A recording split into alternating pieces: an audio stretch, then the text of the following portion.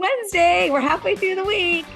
Curt and Jen in the morning. This is our pod and video cast. Thanks for joining us. As always, please like, follow, subscribe, all of the above. We would appreciate it very much. And what's coming up on the big old program today? Oh, so many great things. Like there's so many things to be learned today. We have the best backyard games in honor of National Backyard Day, just so you know that's a holiday. A laundry hack for you.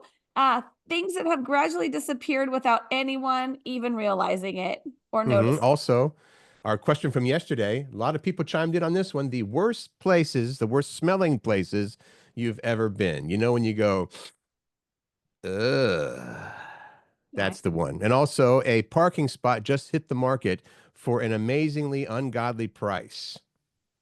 And also, a new cheese just hit the market, and I'm going to tell you about it. Maybe that's part of the worst smelling places you've ever been. I don't know. Cheese can be kind of stinky. Here we go. Tell me about your morning, Curt. You teased me with something happened this morning. I got to talk about it during the show. Yes. Remember a while back, I told you I thought that we had I knew that we had a possum wandering the backyard in the evening in the wee hours of the night and thought it was maybe a prego possum. I don't know if this is the same one, but this big fat possum is back, right? Yeah. I know because it triggers the outside light, you know, the backyard light. And I look out there, it's like, oh, it's a big fat possum. What happened today was Miss Bella the Beagle also went outside and saw the possum.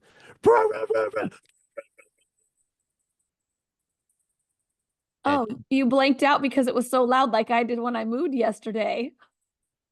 Nope, can't hear you. Okay. That was very loud doggy barking. And we were like, you know, as usual, sometimes she'll bark. We're like, cut it out, be quiet, get in here. And she will. She would not stop. So we had to go out there. And I believe that she had the possum pinned. I don't think it was still in the backyard. I think it snuck through through the gates or through the fence. There's a little gap there. But she was not letting it go. So in case anybody's wondering, yes, there was a possum in the backyard. And yes, Bella did let us know that it was there. Bella is quite the guard dog. Everybody is safe now, and now I'm going to have to find a way to. I'm happy to share the backyard with critters, but I don't want a possum, you know, back there with my dogs outside. Is that unreasonable? Well, would the possum eat Bella? No, but Would Bella eat the possum? There might be a bit of a brawl.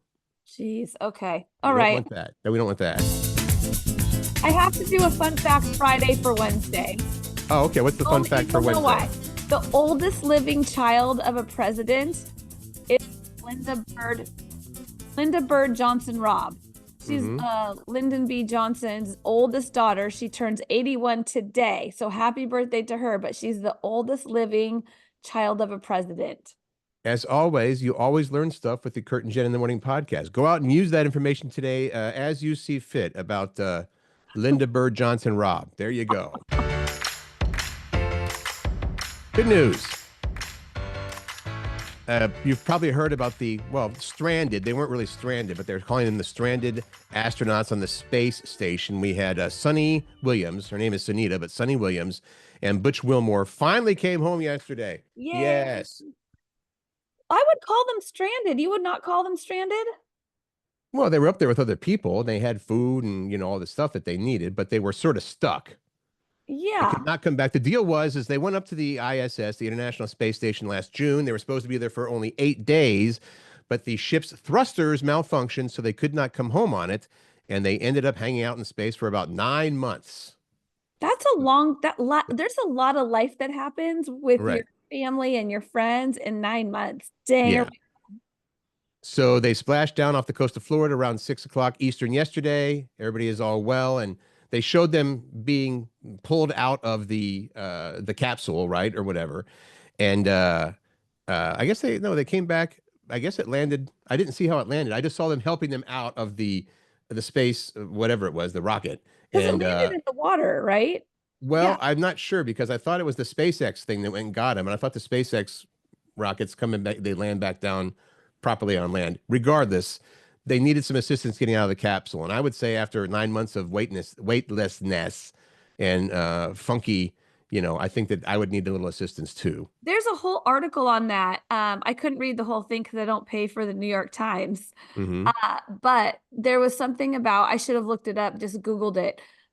like all the things that happen to your body when you're in space for that long, like your sight gets blurry because your eyes flatten, and Oh, you get a lot of muscle atrophy, of course, because you're not having to use your muscles really. So there's a lot of reacclimation back to Earth that needs to, and they of course have to go through like a lot of different medical physicals to make sure that they can be released out into the wild. well, the muscle atrophy and the blurred vision, that sounds like me every day. I must have been in space for a while. I don't know. Okay, all right.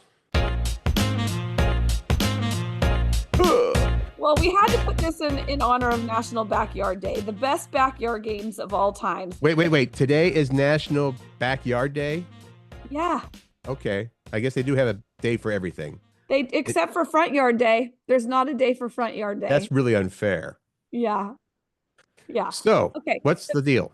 The best games. And let's just see if you agree. I'm going to start with number one. These are the best backyard games of all time. Mm-hmm. And what was this based on?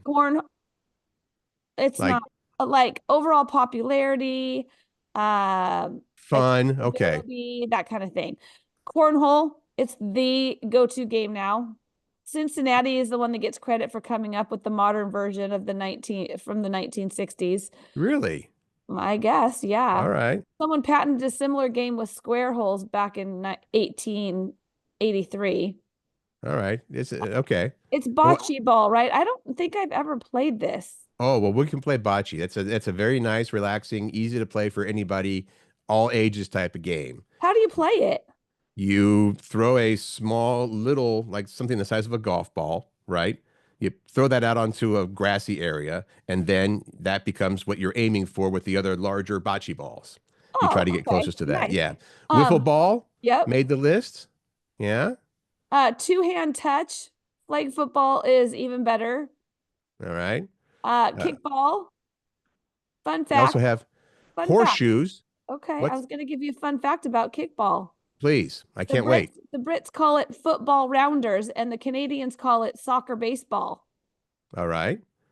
Then that was kickball. Okay. Horseshoes, which is dangerous, but there's two ways for horseshoes to end. Either this is really boring or, ow, you hit me with a horseshoe. Oh my gosh, Curt Cruz. Okay, this is one of my favorites. Badminton. Badminton's on the list. The ladder toss is on the list. I love this game, but I only loved it when I was little because I don't like the new version. Real quick, I have a fun fact about ladder toss. What is it? A friend of mine named Kevin, who goes and sells his wares, his art at the Iowa State Fair every year, came up with a game called lawn chair toss. And I think he invented that. Lawn chairs are famously difficult to throw, I guess. I think you have to throw it while it's folded, and then in the air it comes. I don't know. Anyway, so there's also a lawn chair toss. I think she gets some credit here with my friend Kevin. Okay. Well, I can tell you the ladder toss was developed by a mailman in Pennsylvania, sold in 2005. Then the company called Ladder Golf LLC started selling the set. So good for mailman in Pennsylvania. Anyway, I was going to say that this next game that I'm about to name, I loved when I was little. I do not like the new version of it just because they're trying to make it safer. And that is the game Lawn Darts. Right. Well, they're trying to avoid essentially large darts in the top of your skull. So that's probably a good idea. You know what up then? Get out of the way. We had stronger skulls when we were growing up. It's just as simple as that. Finally, croquet is on this list. Not a lot of people play it now, but it used to be really popular. Croquet, number 10 on the list of best backyard games. And somebody said, why isn't just catch in the top 10? Like catch football or frisbee? Frisbee wasn't on there? Frisbee wasn't on there. Playing catch with baseball, just baseball or softball. Just playing catch was not on the list, which people are arguing about because that's a good one. But, those are the top 10. Do you remember a game called trackball by any chance? It came out in the 80s? Curt Cruz, yes. I freaking love trackball. That is a good one that should be on this list. Well, let me just tell you something. I happen to have 2 full trackball sets here at the house, because my dad and I in the 80s were under the impression that we were the world champion trackball players because nobody else went for it. We should have gone for the Guinness Book of World Records. We had names for different throws, remember? And the deal with this game is it looks like you've got a curved racket and a ball, basically, but the ball is made so that it will curve in the air, right? So you can throw it at somebody like a massive curveball, or it can dip really, I mean, I don't remember. It was Whammo company made it, the same people that make Oh the, my God, I love yeah. trackball. And We you will know play what? trackball. Here's the thing. It's probably not considered a backyard game because I feel like you have to have a lot of space for that game. Like you wanted some distance. Like we Well, go out yeah, in the street and huck that thing. but you may not recall, they also had in the set, you got styrofoam trackballs that only went about 30 feet. That's So the old school set for sure. yeah, I can't believe I That's have two full awesome. sets. All right, Trackball, Kurt. I want to play that for we sure. will. How about this for fun news? Just heard that the movie is not out yet. I believe the movie's going to be out sometime in July. Yeah, only We're on talking Netflix. Happy Gilmore 2. So this is about 30 years after the original release of the Adam Sandler classic, right? But what did get released today was the trailer for a Happy Gilmore 2, and here is a bit of that. All I right. haven't swung a club in years. I don't know where to start. Come on, brother. Grip it and rip it. I guess I need to update my happy place to something a little more age appropriate. We're not done with golf. Let them see the happy I fell in love with. Let's go. Let's go. Do you think that I can't remember Happy Gilmore. I know I watched it, but I cannot remember it. So I'm gonna have to rewatch it before I watch Happy Gilmore 2. But do you remember it, Kurt? And do you think that fans of Happy Gilmore will be happy with this? Well, first of all, I've watched it, and it's a very quotable movie. So, of course, I've seen it 1,000 times. Um, yes, it's an Adam Sandler silly little comedy, but it was also the first time we saw Julie Bowen, who ended up being, obviously very popular on Modern Family. She was the love interest in Happy Gilmore, and obviously she was much younger. But I am always a little bit concerned when they take a classic and they make here's part two, because they did have Caddyshack and Caddyshack 2, no good. They had So- Fletch and Fletch 2, no good. Okay, but hold on. Would you say that from this trailer that you are like, okay, this has potential to be good? I mean, obviously the trailer is a marketing piece, so they Right. gotta make it. They got to grab the good part. So I will absolutely be one of the first people in line to watch it. okay, Absolutely. perfect. So, but I'm wary. How's that? Okay. Sometimes I think when they go for let's do it again, and it just sort of taints the original one. All right. Well, we'll see what happens. It's in July. Okay, Only on okay. Netflix, so you gotta have Netflix.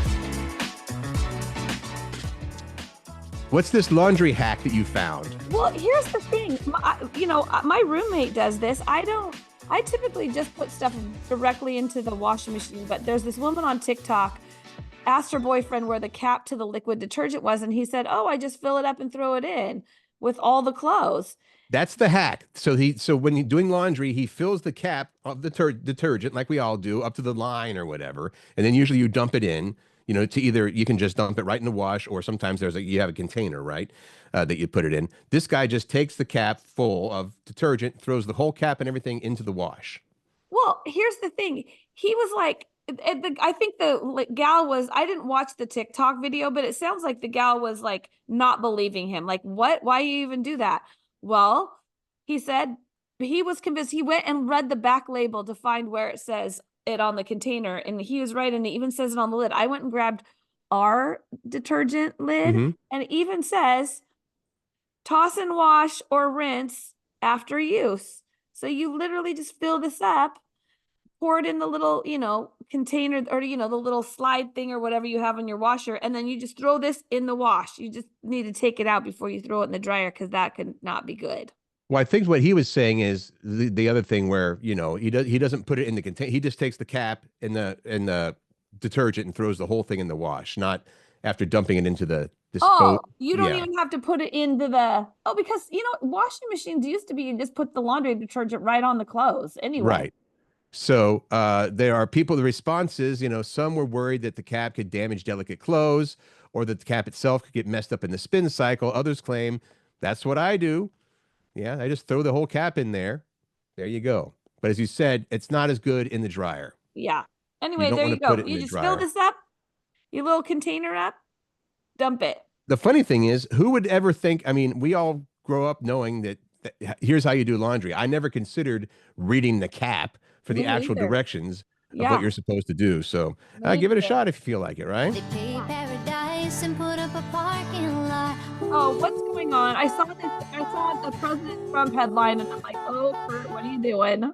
I might get in trouble for this. I'm just going to say this up front. This may be the first time we did a rated R or rated PG thing. I'll explain. Okay. Just bear with me here. All And right. I'll let you off the hook, Jen, because you had nothing to do with this. Okay. President Trump is reportedly eyeing plans, looking at plans. He has this idea. He has a lot of ideas. He wants to pave over the historic Rose Garden at the White House. So just because he seems to have this idea, I got to do different things. I got to do stuff. So he wants to give it more of a patio-like feel that his club in Florida, Mar-a-Lago has. He uses that patio at Mar-a-Lago to, he'll have, friends over, and he'll have probably now political people. And sometimes he even plays disc jockey by taking over the sound system and doing the music selection. So attempts to redo the Rose Garden at the White House would be controversial. It's an iconic space, obviously, and presidents hold press conferences and court global leaders and stuff there. And most of the Rose Garden consists of a grassy rectangle bordered by the beds of the rose bushes and the flowering plants. We've seen it. Yeah. Here's what Trump had to say about it. He's like, quote, "You see the grass outside, so we're going to make it into a stone surface because you can't have it. I think it's actually going to look better, but some people would like to leave it. But the problem is you can't." Again, he's kind of talking in circles. Further, he says, "We had the press here yesterday," Mr. Trump said. "Do you see the women here? They're going crazy. The grass was wet. Their heels are going right through the grass like 4 inches deep." So there's his rationale for paving over the Rose Garden at the White House. Okay. While you're at it, why not make heels on women's shoes illegal? That would solve the problem as well. But He would paving never over- he would never do that. You're probably right. So I don't know how you get what you think about that there, but it's what? No. Oh, I'm sorry. That's from Meet the Parents. I was watching that a little earlier. That must have come through somehow. I don't know really what happened. Shoot. How do I stop that? Okay. The one with ghost sounds. What's that? I said the one with ghost sounds. I appreciate you weren't able to hear that, were you? Yes. I apologize, everybody. It's That was a okay. mistake. It's on my fine. part. It makes it fun. I apologize for that, you guys. I'm sorry. We should just have this thing be live. Question of the day that we asked yesterday is, where's the worst smelling place you've ever been? Mhm. And people have some places. So let's just jump right in. The Right. smelliest places you've ever been. Sierra said Moses Lake sand dunes when it's windy from the porta potties. And even though yesterday I said, please just don't say like Tacoma. So Heather, she did well. The railroad working downwind from the refinery in Tacoma is the smelliest place I've ever been. The worst smelling. Shelley said with a patient that had gangrene, the whole ER smelled of dying flesh. Oh my gosh, that might win. Shelley's a nurse, so yeah. Alexandria said the alibi rooms, lower level in Seattle's Pike Place. Is that in the alley there? I don't know. I need to look that up. Okay. Lisa Lisa go ahead. said Ellensburg in the summer during slaughter. Okay, Mhm. that could be up there with Shelley's. Lynn said a sugar factory and used sugar beets. I didn't know that was stinky. Here's my favorite. This says Logan, who is 12. His response to the worst smelling place you've ever been was Grandpa's house.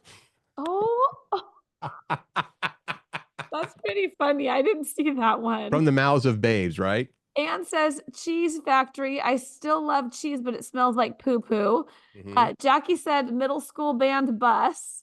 How about Shannon, who said sea lion caves? And then Corey said, yes, I was going to say that. What's the deal with sea lion caves? I've never. I don't know. I've All never right. been to that. I've never been there. Leslie said middle school PE locker room. Leslie is a PE teacher. Oh, She knows. he would know. What about Todd? This is similar. My middle school classroom today, I had to have a conversation about how socks can help cut down on smelly feet. Oh no, they do help cut down on smelly feet. Steve said sweaty hockey gear. Oh yeah. That's Mhm. very distinctive smell. If you know, you know. And Shelly said, Steve, yes, that is true. Randy claims he was hanging out at his sister's work. Her job was weighing used diapers. That's a job? He was in a What? room full of used diapers for hours. Is this, That also is right up there. It's got to be. oh my God, can you even imagine why? I want to know more about that. And then Susie said, the dumpster area in the basement of the Westin Hotel in 1998. I don't even know what I can call the smell. Hmm. Jan, referring to driving through Everett and Tacoma when they still had pulp mills. Yeah, those are bad. And also, she says in high school at South Kitsap, some of the boys smeared the radiators with Limburger cheese. That's a little prank. They had to close the school to fumigate. Wow. Wow. Okay, Amy said the Edmond School District ski school bus on the ride home from Stevens Pass. Everyone is sweaty and stinky, and everyone's boots are stinky, and it was extra when it was super rainy or snowy. The worst smelling place you've ever been. This is what Corey said. Lacrosse gear, which I'm sure is just like hockey gear. Good Lord. Windows down in 30-degree weather to survive the drive home. Same as hockey gear. I am sure it keeps seeping through the equipment bag. Yep. That is so gross. Lane said a dairy farm, any dairy farm. And Barb said driving past the paper making factory in Camas, also driving by a pig farm. Those are good answers. When I was in Australia, I'm going to change my answer. I don't remember what my answer was from yesterday. You didn't have one, I don't think. You're probably right. When we were visiting Australia, Dana and I, we stayed with a family, and it was a large family, and they had, one of the nice things was people just come over and visit out of the blue. It's like, oh, here's so and so, and here they just dropped by. It was the son-in-law, I think, of the people we were staying with. He has a pig farm. That's what he has. His job is he's a pig farmer, and he would spend all day in coveralls moving pig poop and stuff like that. And it so much, I mean, every day of his life he's doing this, that he physically, his body had kind of absorbed the smell. And even after a shower, you're like, what is that, man? So It was him. He actually smelled. poor guy.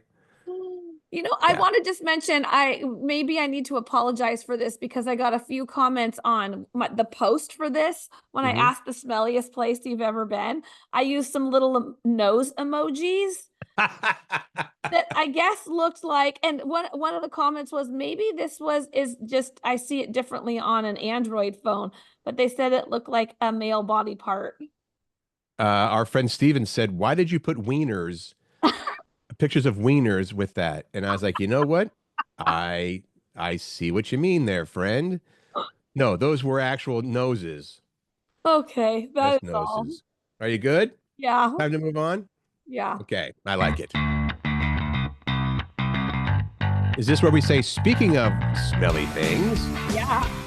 All right, what do you got? After 10 years in the making, there's a new kind of cheese. And if you think your favorite cheese is American, you're wrong, because it can't technically be called cheese because of all the fillers and how it's processed. So they use terms like cheese product or cheese food.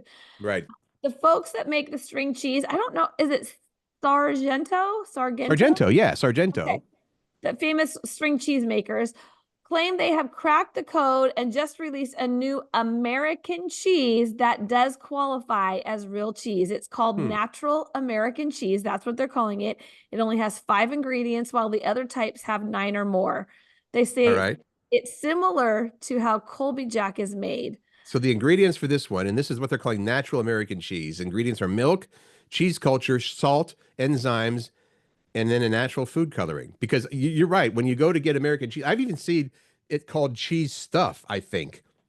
So yeah, cheese product or cheese food. They can't call it technically cheese, but now Sargento is saying here is some actual American cheese that counts as cheese. And they've been working on it for 10 years to make it taste and melt like regular American cheese. And it hit the grocery stores yesterday. So if you see it, give it a try and let us know what you think. Haven't you said for your entire life, Jen Pirac, that the only cheese that you can use on grilled cheese sandwiches is American cheese? I did say that, but I have changed my mind. What, also cheddar now? Well, I would skip the American cheese because it's so processed. And I would just go for like Colby Jack. And if you want to get bougie, you put like Havarti or, some of the fancier cheeses. Okay. Or now this natural American cheese from Sargento, maybe. Well, maybe. I just want to mention that Food and Wine was quick to point out that natural cheese isn't a term regulated by the FDA, but from what we can tell, 5 ingredients means it's cheese. Whether it tastes like the fake stuff, we'll have to see. And how funny is that? We want it to taste like the fake stuff. That's what American cheese is supposed to taste like. So We'll yeah, give it a see what shot. Why happens. not?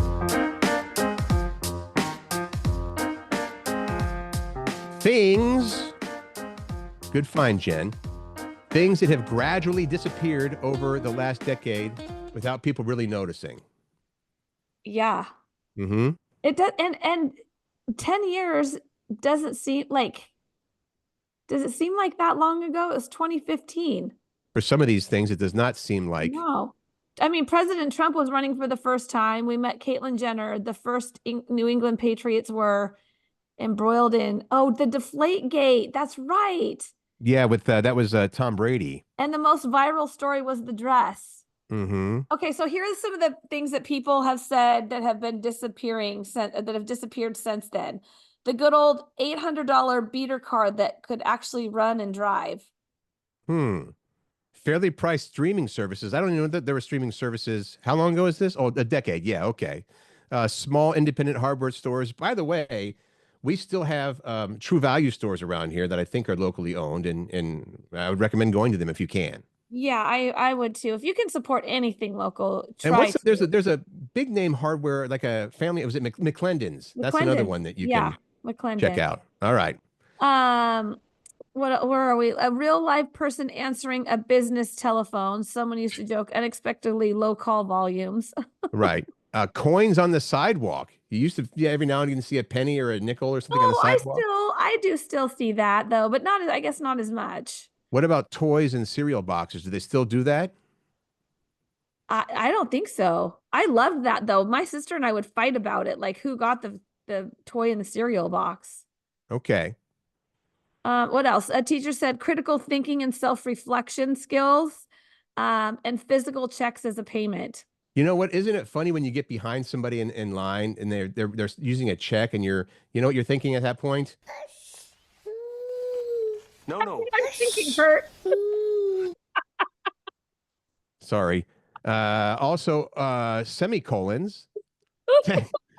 Semicolons, I guess, have gone by the wayside. Also, answers were like glaciers, and someone finally said disappeared over the last 10 years without really noticing. My hair.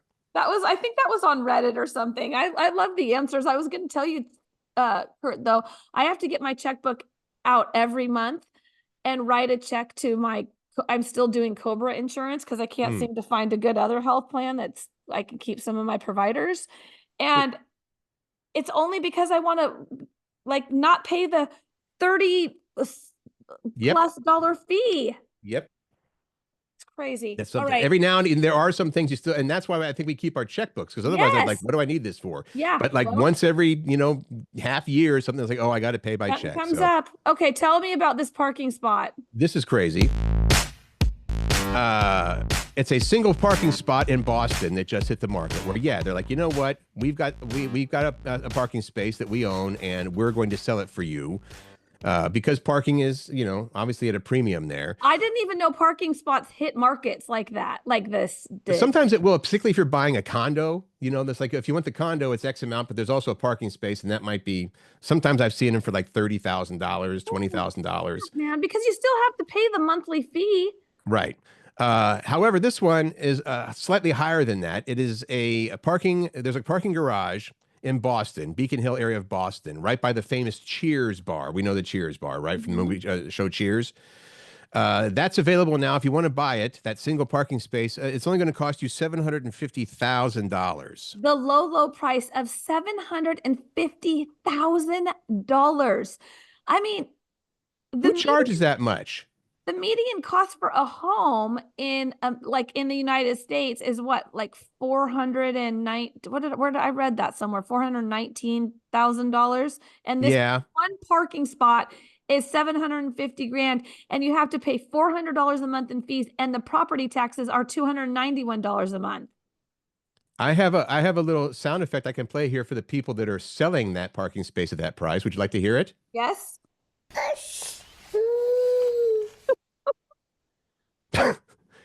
If you think no one be crazy enough to pay that much for a parking spot, it looks like there's already at least one buyer. Redfin has it listed as contingent, so the owner expected an offer, but it's not finalized. So that, I mean, I suppose if you have that kind of money where you can afford a $750,000 parking space. Good for you. All right. Thank you for that. I put this in here because I like when people are making the world a better place. National Geographic released its list of Changemakers. There's 33 people who are, quote, united in the belief that our world needs imaginative solutions and urgent action. So these are just a few recognizable names on the list. And I was like, oh my God, I didn't know they were working on that. Like Selena Gomez, for instance, is on the list. And it's because she's supporting mental health on a global scale. And she belongs on that then. Again, National Geographic's list of Changemakers includes Jason Momoa, the actor, for using his superpowers to protect our oceans. Oh yeah, he's Aquaman. And then we also have Yara Shahidi, who is from Blackish, for unpacking the psychology of optimism. Keep going. Just go through the whole list. Don Cheadle for battling climate injustice one community at a time. Michelle Yeoh for focusing on the burdens of women in disaster zones. Edward Norton, imagining a new way to conserve African wildlife. I don't understand all these, by the way. I don't either. And Bjork, the musician Bjork, for offering a lesson in environmental pragmatism. I mean, I feel like I need to read the article to learn more about what they're actually doing. And that's just a handful of them. There's like over 20 more on the list. So yay for National Geographic for bringing attention to the great things people are doing. Yeah. Oh my gosh. I love this, Curt. Yes, you do. Do tell, Jen. Well, the headline is this the most badass way to spread someone's ashes? I just love it. It just honors so much about this person. And for the record, I've never considered badass ways of spreading ashes, but this would certainly count as that. A ranch owner in Massachusetts recently passed away, and he asked his family to let his favorite horse spread his ashes. So they took the ashes and put it on her saddle and let her run through the field. It happened back in September, but it's just now trending because it was reposted footage on, I don't know what site, but like Instagram or something. If you search it, and you should, it's beautiful. It's this beautiful video of them honoring their dad, grandpa, whoever. Right. It was lovely. And now all the ashes are spread all over that field. And I'm happy to hear that, because when I read the first sentence, a ranch owner in Massachusetts asked his family to let his favorite horse spread his ashes, I thought, well, maybe the horse ingested the ashes and then pooped them out. Oh, Curt. That's right.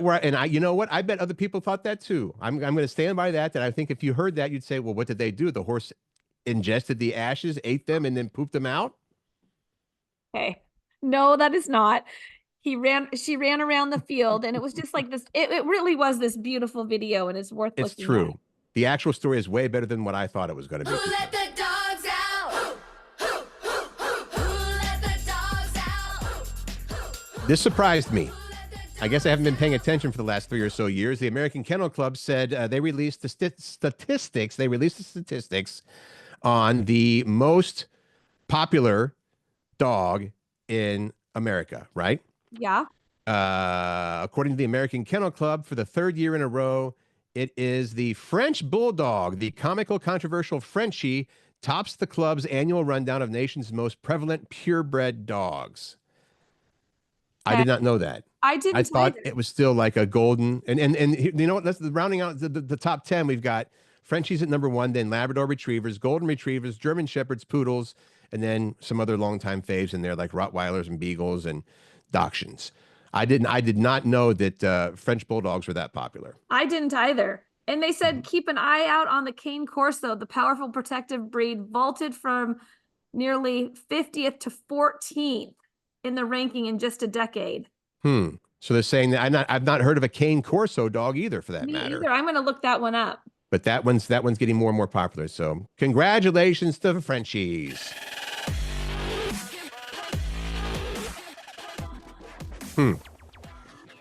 Are you ready? Curt. Curt Cruz came up with this awesome question. There was, and I saw this as I was perusing the internet, which we spent a lot of time doing for the show, obviously trying to come up with stories and what have you. This was our question of the day for today. If you had the ability to delete, to erase one song from existence, what would that song be and why? And keep in mind now, this is not just, okay, I'm going to make it go away now. This would be that it never existed. That's how bad this song is. You want it to be gone forever, and perhaps your life would be much more complete if you'd never heard it. Do you have one of these songs? Yes, I have several of them. What is it? The top two would be We Built This City by Starship and All I Want to Do Is Make Love to You by Heart. What? Okay, I might agree on the Heart one. I really don't love that song. Yeah. But what is the deal with the We Built This City? We built this city on rock Terrible. and roll. Listen, if you Google worst pop songs ever, I guarantee you that Starship, We Built This City will come up as one of the top ones. No way. People hate that song. Okay, I can't wait. Oh, my wife just popped in and she said that song is the best. Thanks, babe. I think so too. Ask her what the worst song is. Dane, what would you say the worst song is if you're still listening? What's your worst song? It takes a second. Take your second. Think about it. We're gonna What's post. yours, Jen? I don't have one. I mean, I have one, but I got to think about it. I can't come up right off the cuff. I do know that I really didn't like that, and it was a very popular song, and it still is from the 80s, is a-ha's Take On Me. Oh, that's a fun song. Did you come up with one, Dane? Okay. We're going to post it on Facebook. Curt He and said, I Jenny- like everything. Okay. Nice. We're going to post it on our Facebook page. If you don't already like or follow that page, please do, because then you'll see our question come up every day. I also posted on my personal page, Jen Kincaid Pirac. I put my maiden name in there because people from There you go. Let us know what one song you would erase from existence. We're I love so that. glad that you let us be part of your day. Seriously, we love connecting with you. We love learning alongside you. We learn stuff every day. Yes, go out there and have a fantastic day. Enjoy it. Take in every moment. It is a privilege to be alive. That's right. Make good choices, find joy, spread kindness, and laugh. Have a good one.